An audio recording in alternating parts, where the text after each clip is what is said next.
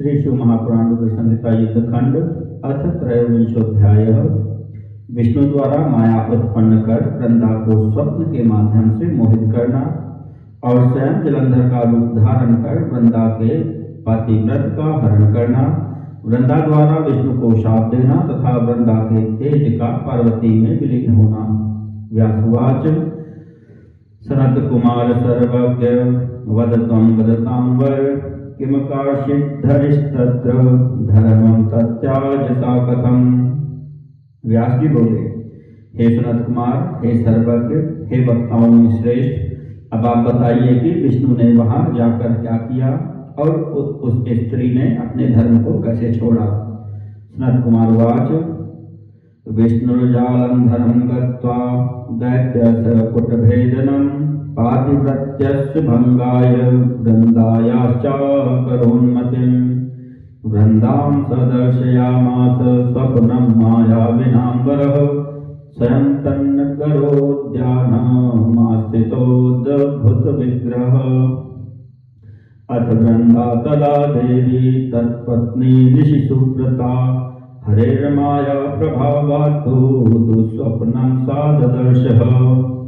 सनत कुमार बोले, दैत्य जलंधर के नगर में जाकर विष्णु वृंदा के पातिव्रत धर्म को नष्ट करने का विचार करने लगे। मायावियों में श्रेष्ठ उन्होंने वृंदा को स्वप्न दिखाया और स्वयं अद्भुत रूप धारण करके उसके नगर के उद्यान में स्थित हो गए। तब उसकी पतिव्रता पत्नी देवी वृंदा ने विष्णु को माया के प्रभाव से रात्रि में दुःस्वप्न देखा।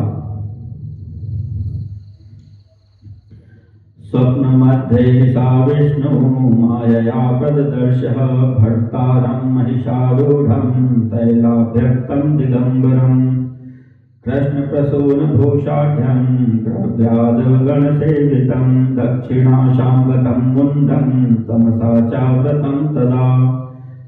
उसने विष्णु की माया से स्वप्न में देखा कि उसका पति भैंसे पर आरूढ़ होकर शरीर में तेल लगाए हुए नग्न होकर काले पुष्पों से विभूषित हो राक्षसों के साथ दक्षिण दिशा की ओर जा रहा है। उसका सिर मुड़ा हुआ है और वह अंधकार से ढका हुआ है।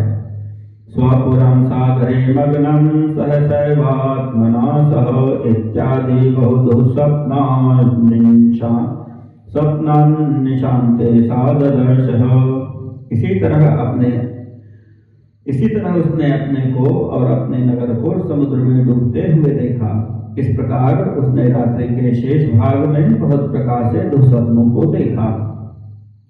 तथा प्रबुद्ध सा बाला तं स्वप्नं स्वं विचन्वती ददर्शोदितमादित्यं सच्चित्रं निष्प्रभं। इसके बाद वह बाला जग कर देखे गए अपने स्वप्नों पर विचार कर रही थी कि उसने उदित होते हुए सूर्य को छिद्र युक्त और निष्प्रभ देखा। तदन्निष्टमिदं ज्ञात्वा रुदन्ति भयविह्वलाः कुत्रचिन्नापुषा शर्म गोपुराट्टालभूमिषु। इन घटनाओं को निष्ठकारी जानकर वह भय से विह्वल हो गई और रोने लगी। उसे द्वार अट्टालिका आदि कहीं भी शांति नहीं मिली। ततः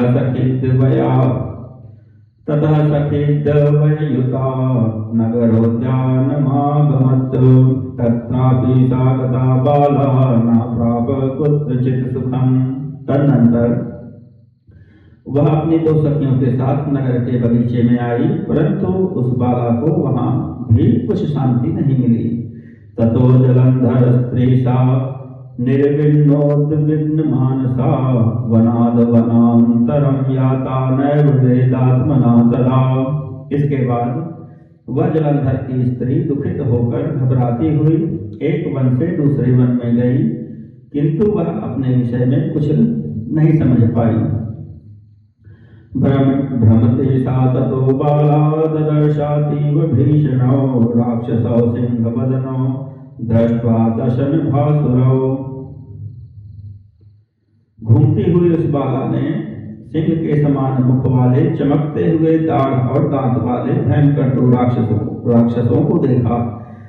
तव दृष्ट्वा विह्वलातीव पलायन परा तदा ददर्श तापसं शान्तं सशिष्यं मौनमास्थितम्। उन दोनों को देखकर भय से विह्वल वह ज्यों ही भागने लगी, त्यों ही उसने शिष्य के साथ मौन बैठे हुए शांत एक तपस्वी को देखा। ततस तत्कंठमासाद्य निजाम बाहुलतां भयात् मुने मां रक्ष शरण मावतास्मीत्यभाषत। तदनंतर भयभीत उसने उन तपस्वी के गले में भुजा रूपी लता को डालकर कहा, हे मुने मेरी रक्षा कीजिए, मैं आपकी शरण में आई हूँ।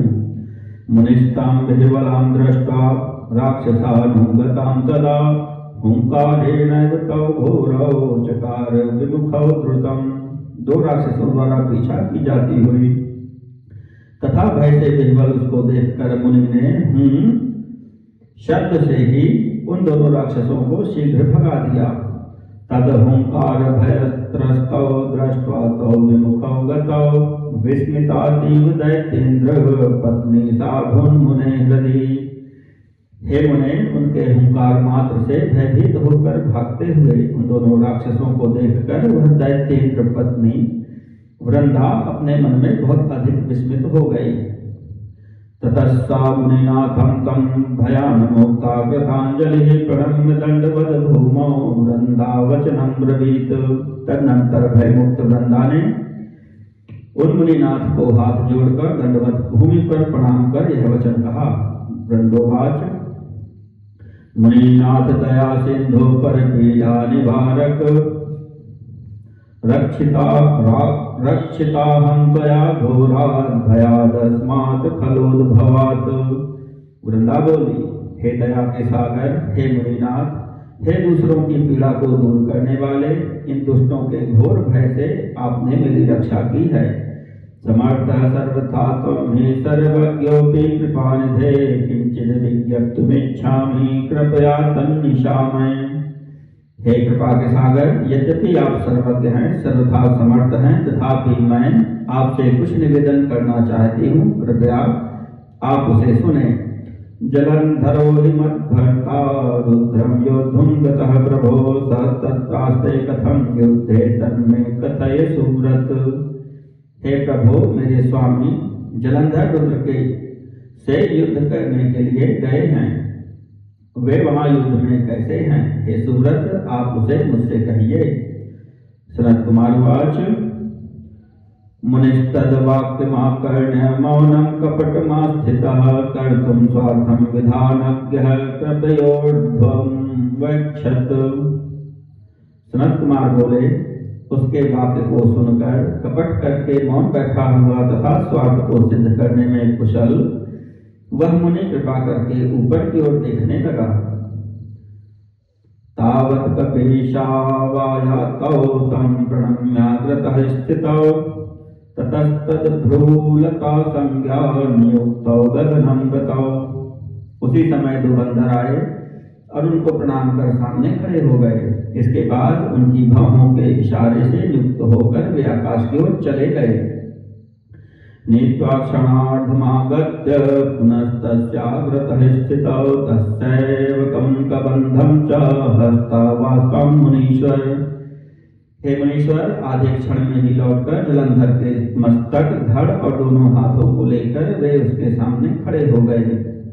शिरः कबन्धं हस्तौ तौ दृष्ट्वाब्धितनयस्य सा कपातमूर्छिता भूमौ भर्तृव्यसन्दुःखिता। वह वृंदा सिंधुनंदन जलंधर के सिर, धड़ और दोनों हाथों को देखकर पति के दुख से दुखित तथा मूर्छित होकर भूमि पर गिर पड़ी और विलाप करने लगी। वृंदोवाच, यह पुरा शुभ संवादैर्विनोदयसि मां प्रभो स कथं न वदस्यद्य वल्लभां मामुनागसाम्। वृंदा बोली, हे प्रभु, जो आप पहले सुख की बात सुनाकर मुझे प्रसन्न किया करते थे, वही आज आप अपनी निरपराध पत्नी से बोलते क्यों नहीं हैं? ये न देवाः सगंधर्वा निर्जिता विष्णुना सह कथं सतापसे ज्ञाप्य त्रैलोक्य विजयी हतः। अहो, जिन्होंने पहले गंधर्वों तथा विष्णु और देवताओं को भी पराजित कर दिया था, वही त्रैलोक विजयी आज एक तपस्वी से कैसे मारे गए हैं? नांगी प्रथम विमे वाक्यम रुद्रतत्त्वं जानता परम ब्रह्म शिवश्चेति वदन्त्या दैत्य सत्तम। हे दैत्य श्रेष्ठ, मैंने आपसे पूर्व में कहा था कि शिव परम ब्रह्म है, परंतु आपने रुद्र के तत्व को न जानकर मेरे उस वाक्य को स्वीकार नहीं किया। ततस्त्वं हि मया ज्ञातस्तव सेवा प्रभावतः गर्वितेन त्वया नैव कुसंगवशगेन ही।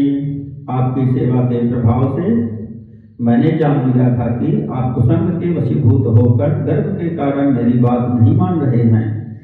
इत्थं प्रभाष्य बहुधा स्वधर्मस्था च तत्प्रिया विललाप विचित्रं सा हृदयेन विदूयता।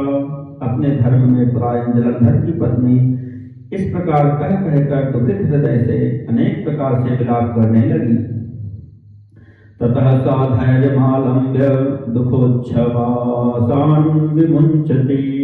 उवाच मुनिवर्यन्तं सुप्रणम्य कृताञ्जलिः। तदनंतर दुख से उच्छ्वास छोड़ती हुई तथा धैर्य धारण कर वह वृंदा उन मुनिश्रेष्ठ को प्रणाम कर हाथ जोड़कर बोली, कृपानिधे मुनिश्रेष्ठ परोपकरणादर मयि कृत्वा कृपां साधो जीवयैनं मम प्रभुम्। हे कृपानिधे, हे मुनिश्रेष्ठ, दूसरे का उपकार करने में ही आपका आदर है, इसलिए मुझ पर कृपा करके हे साधो मेरे इस स्वामी को आप जीवित कर दें।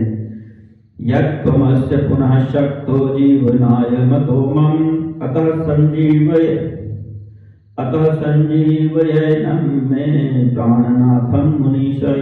हे मुनीश्वर, मैं समझती हूँ कि आप पुनः इनको जीवित करने में समर्थ हैं, इसलिए मेरे प्राणनाथ को आप जीवित कर दें। सनत कुमार उवाच, इत्युक्त्वा दैत्यपत्नी सा पातिव्रतपरायणा पादयोः पतिता तस्य दुःखश्वासान् विमुञ्चति।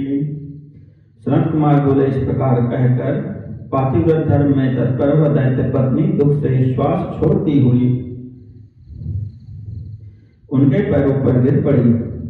मुनिर्वाच, नायं जीवयितुं शक्तो रुद्रेण निहतो युद्धे रुद्रेण निहता युद्धे न जीवन्ति कदाचन। मुनि बोले, यह युद्ध में रुद्र के द्वारा मारा गया है, इसलिए इसको जिलाने में मैं समर्थ नहीं हूँ, क्योंकि रुद्र के द्वारा युद्ध में मारा गया व्यक्ति कभी जीवित नहीं होता। तथापि कृपया विष्ट एनं संजीवयाम्यहं रक्ष्याः शरणदाश्चेति जानन् धर्मं सनातनम्। तथापि शरणागत की रक्षा करनी चाहिए। इस शाश्वत धर्म को जानता हुआ मैं कृपा से युक्त होकर इसे जीवित कर देता हूँ। सनत कुमार वाच, इत्युक्त्वा स मुनिस्तस्या जीवयित्वा पतिं मुने अंतर्दधे ततो विष्णुः सर्वमाया विनाम्बरः। सनत कुमार बोले, हे मुने, सभी मायावियों में श्रेष्ठ वे मुनि रूप विष्णु ऐसा कहकर उसके पति को जीवित करके वहां से अंतर ध्यान हो गए। दुर्गम सा जीवितस्तेनोत्थितः सागरनंदनः वृंदामालिंग तद्वक्त्रं शुशुम्भ प्रीतमानसः। उनके द्वारा जीवित समुद्र पुत्र जलंधर भी शीघ्र उठकर प्रसन्न मन से वृंदा का आलिंगन कर उसके मुख का स्पर्श करने लगा। अथ वृंदा विभर्तारं दृष्ट्वा हर्षितमानसा जहौ शोकं च निखिलं स्वप्नवत् ह्यद्यमन्यत्। पति को देखकर वृंदा ने हर्षित मन से सभी प्रकार के शोक का परित्याग कर दिया और इस घटना को स्वप्न के समान समझा। अथ प्रसन्न हृदया सा ही संजात हृदयच्छया रेमे तद्वन्मध्यस्था तद्युक्ता बहुवासरान्। वह प्रसन्न चित्त से काम का उदय होने पर उस वन के मध्य में ही उनके साथ बहुत दिनों तक विहार करती रही। कदाचित् सुरतस्यांते दृष्ट्वा विष्णुं तमेव हि निर्भर्ष क्रोध संयुक्ता वृंदा वचनं ब्रवीत। एक बार सहवास के अंत में उसको विष्णु के रूप में जानकर क्रोध से युक्त होकर फटकारती हुई वृंदा यह वचन कह बोली। वृंदोवाच, धिक तदेवं हरे शीलं परताराभिगामिनः ज्ञातोऽसि त्वं मया सम्यङ् मायि प्रत्यक्षतापसः। वृंदा बोली, अरे परिस्त्रीगामी हरि, तुम्हारे इस प्रकार के चरित्र को धिक्कार है। मैंने तुमको अच्छी प्रकार से जान लिया है। तुमने ही माया का आश्रय लेकर तपस्वी का वेश धारण किया था। सनत कुमार वाच इत्युक्त्वा क्रोधमापन्ना दर्शयन्ति स्वतेजसं शशाप केशवं व्यास पातिव्रत्यरता च सा। सनत कुमार बोले, हे व्यास, पातिव्रत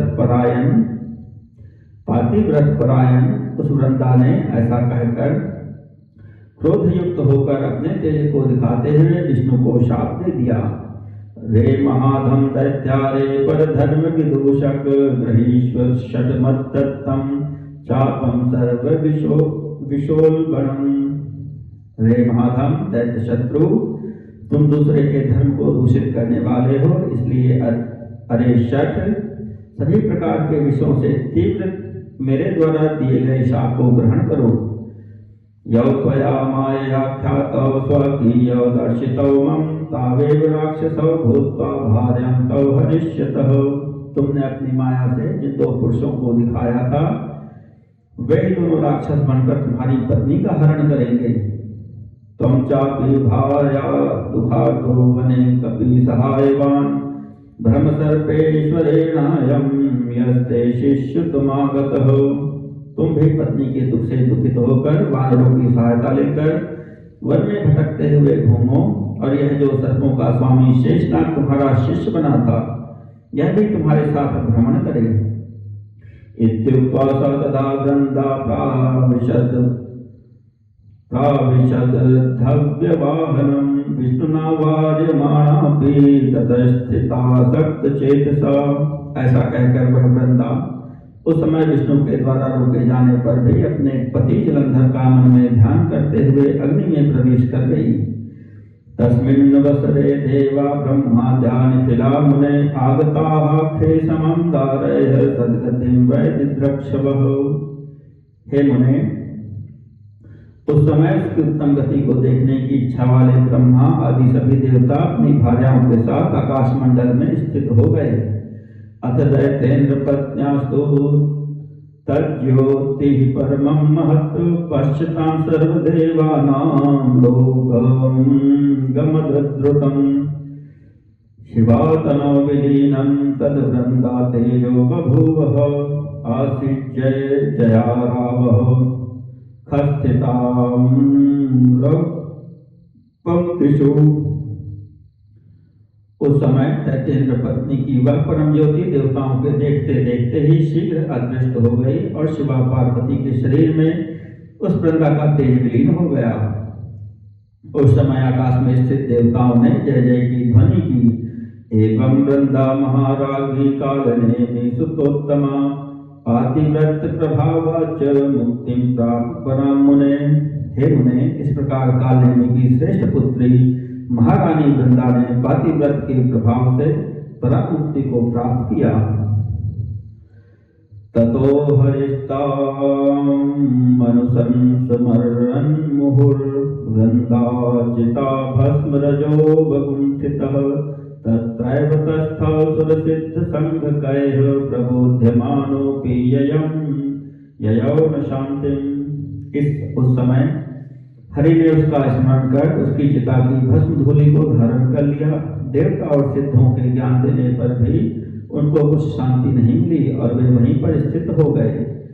इति श्री शिव महापुराणे द्वितीयामृत संहितायां पंचमे युद्धखंडे जलंधरो वधोपाख्याने वृंदा पातिव्रत भंग देह त्याग वर्णनम नाम त्रयोविंशोऽध्यायः।